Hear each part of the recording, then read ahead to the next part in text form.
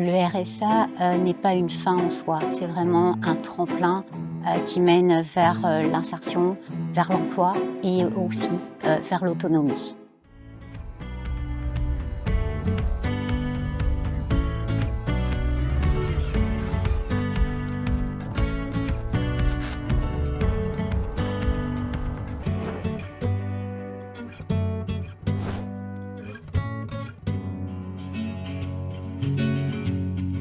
Depuis la loi de recentralisation du RSA en 2020, la Caisse d'allocation familiale de la Réunion propose un accompagnement aux bénéficiaires du RSA majoré dans le cadre de leur insertion sociale et professionnelle.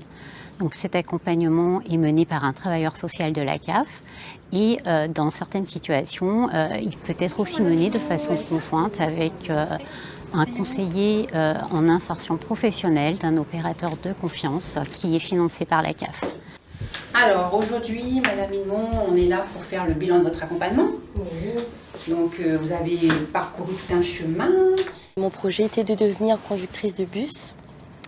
Donc l'accompagnement vers la REP m'a aidé à trouver le financement pour la formation. Et le référent unique social de la CAF m'a permis à trouver un logement très rapidement. Pour moi, c'est une fierté de voir mon évolution et j'ai gagné en confiance. J'ai vraiment gagné en confiance en moi. J'ai eu quelques entretiens d'embauche. Je peux également me concentrer sur ma vie de famille, sur mon fils, tous mes projets de vie familiale et professionnelle aussi. Du coup, ça m'a permis beaucoup de me concentrer là-dessus. Ça m'a beaucoup changé. Les bénéficiaires du RSA majoré sont les personnes en situation d'isolement avec enfants à charge.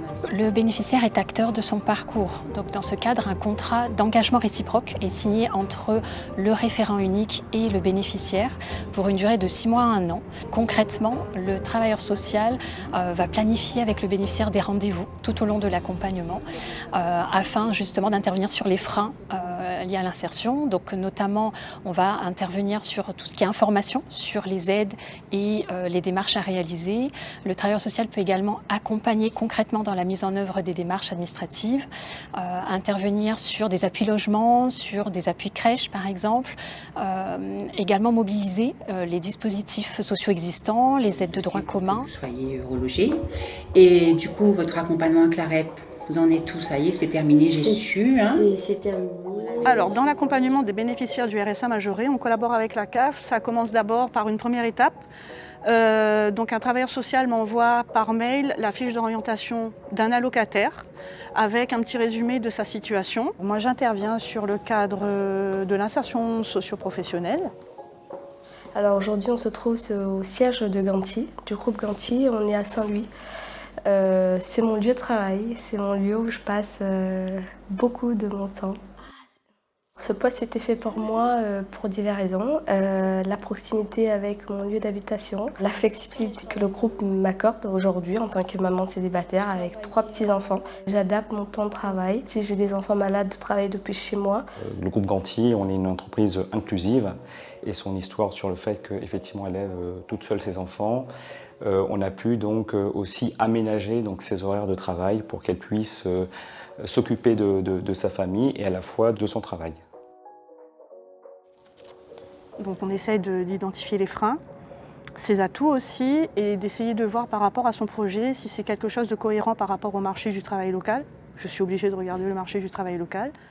Et ensuite de mettre en place un plan d'action qui soit cohérent et que la personne elle puisse justement, à terme, arriver à son objectif final. Si ce sont des freins vraiment en rapport avec, par exemple, quelqu'un qui a un objectif mais qui n'a jamais exercé le métier, ça va être peut-être de lui proposer de faire une immersion professionnelle pour confirmer le projet, pour acquérir des compétences aussi.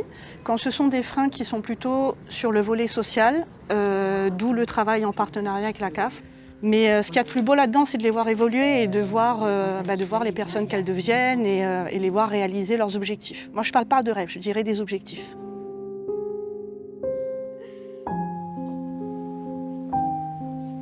Alors la CAF m'a beaucoup aidée sur l'accompagnement social au niveau de mode de garde dans un premier temps.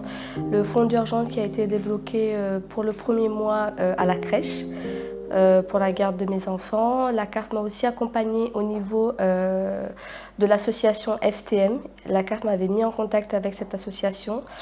La problématique que moi j'avais eue à l'époque, c'était que moi je suis anglophone. Je n'avais jamais fait un CV en français et c'était le challenge et l'accompagnement que j'ai eu avec l'association FTM via la CAF.